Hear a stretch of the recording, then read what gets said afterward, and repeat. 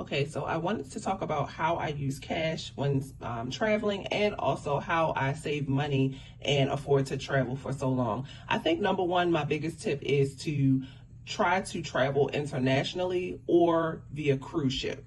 I see a lot of people who travel to places like Atlanta, Miami, all these different places, which is nothing wrong with, but I have noticed just being in those places for days on end that I tend to spend way more cash. Say for instance, you want to go out to eat.